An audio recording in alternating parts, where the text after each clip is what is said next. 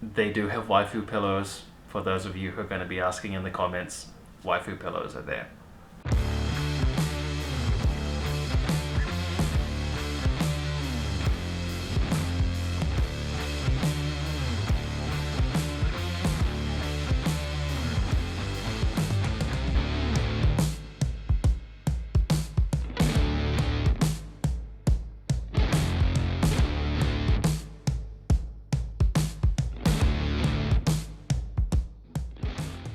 What's up guys, today we're going to be talking about Gamescom and whether or not it's actually worth going to. As alluded to before, yeah, it's worth going to, but there are a couple of reasons why it may not entirely be worth it. So we're going to talk about those first and then talk about all the positives as to why Gamescom is a really excellent event. I'll be comparing this as well a little bit to TwitchCon, which happened last month in Berlin. So there'll be a little bit of a comparison there, but I'm going to be doing another video about TwitchCon very soon.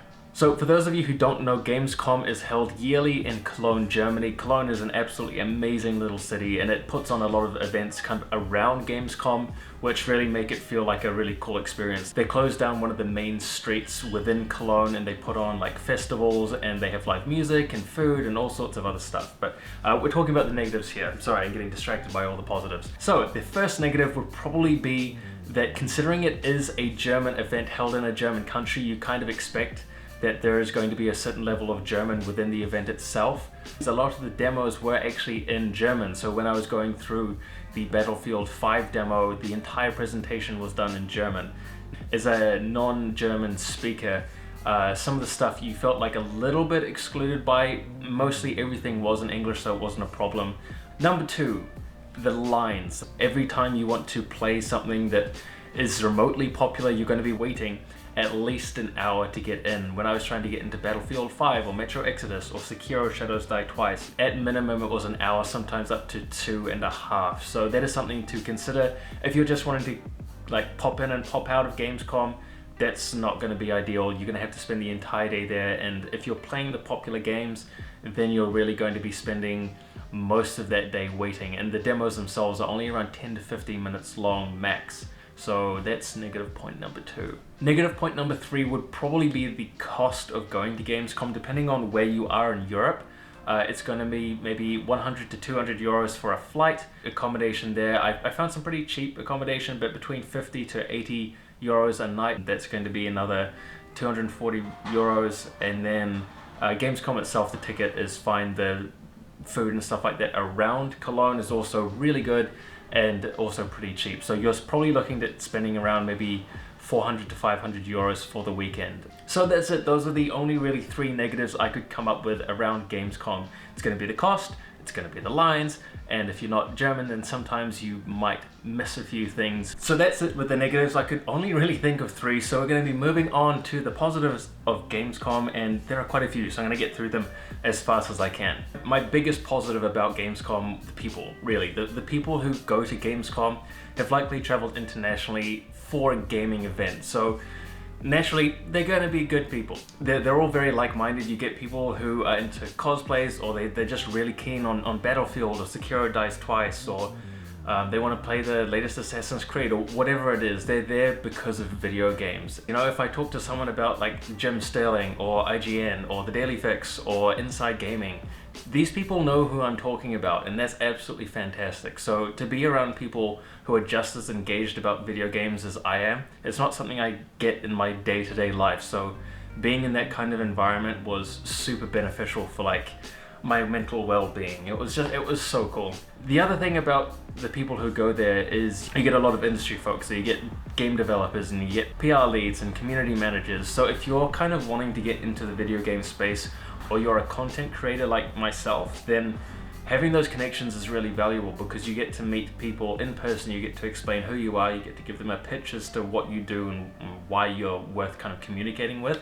And it's so much better than just cold emailing. So if you're wanting to establish a network of sorts, then Gamescom and TwitchCon as well, really valuable for that.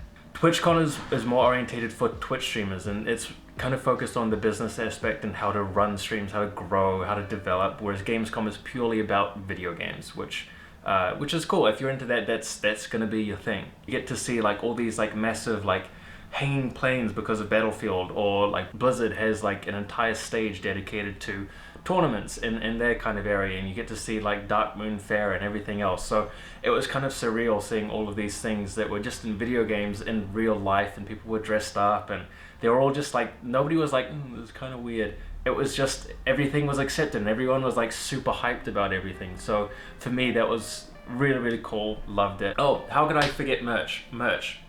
There is so much merch at Gamescom, it's ridiculous. Basically, the way that they have it laid out is they've got all these different halls, but on top of one of the halls is just merch. For the most part, you can pick up your Master Chief helmet, and you've got a lot of anime kind of characters there. You can go get your Final Fantasy sword or Keyblade or whatever else you happen to be. A lot of the mainstream stuff is there. So if you're a fan of merch, then yes, it's cool to go to, and it's nice to pick up some little mementos. They do have waifu pillows, for those of you who are going to be asking in the comments. Waifu pillows are there. Oh yeah, it's also, Gamescom is really well run as well. Like, the food is good, the bathrooms are all... I was expecting a complete nightmare, and I talked about the bathrooms in my vlog, which you can kind of view around here. But yeah, it's well run, it's smooth. Yeah, the lines take a long time, but that's just kind of the nature of the beast when you've got so many people trying to get into a single building.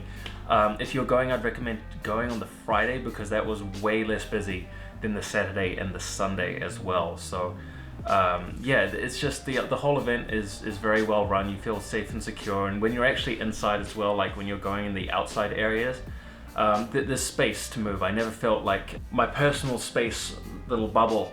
That was perfectly fine. People respected it. It was all good. So yeah, that wraps up the whole Gamescom spiel. So take those into consideration if you're worth going to Gamescom.